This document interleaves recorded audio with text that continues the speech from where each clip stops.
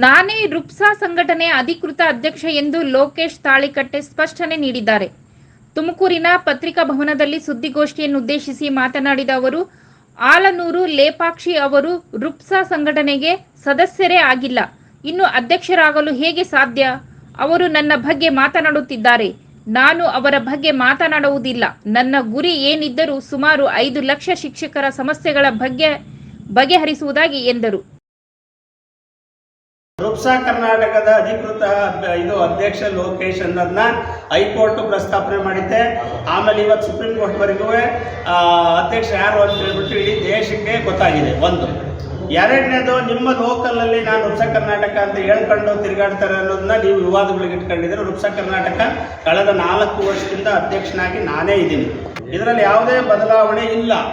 ಆಯ್ತಾ? ಆ ವಿವಾದವನ್ನ ಇಲ್ಲಿ ಮಾತ್ರ ಹೇಳ್ತಾ ಇದ್ದಾರೆ, ಬೆಂಗಳೂರಲ್ಲಿ ಇಲ್ಲ. ಆಯ್ತಾ? ಬೇರೆ ಡಿಸ್ಟ್ರಿಕ್ಟ್ಸ್ ಅಲ್ಲಿ ಇಲ್ಲ. ಯಾಕಿಲ್ಲ ಅಂದ್ರೆ ಅಲ್ಲಿ ಆ ಥರ ಯಾರು ಉಟ್ಕೊಂಡು ನಾನು ಅಧ್ಯಕ್ಷ ಅಂತ ಹೇಳ್ಕೊಂಡು ಯಾರು ತಿರುಗಾಡ್ತಾ ಇಲ್ಲ. ನಾನು ಅದರ ಅಧಿಕೃತ ಅಧ್ಯಕ್ಷ.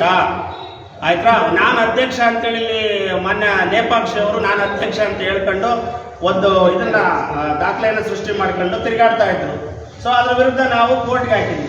ಕೋರ್ಟಲ್ಲಿ ಅದು ಏನು ಇಂಪಕ್ಟೆಡ್ ಆರ್ಡರ್ ಅಂತೇಳಿ ಅದೇನು ಇಟ್ಕೊಂಡಿದ್ರೆ ಅದು ರಾಂಗ್ ಅಂತ, ಇಲ್ಲೀಗಲ್ ಅಂತ ಹೇಳ್ತು ಹೈಕೋರ್ಟ್. ಹೇಳಿದ ಮೇಲೆ ನಮ್ಮ ಕೆಲಸ ನಾವು ಮಾಡ್ಕೊಂಡು ಹೋಗ್ತಾ ಇದೀವಿ.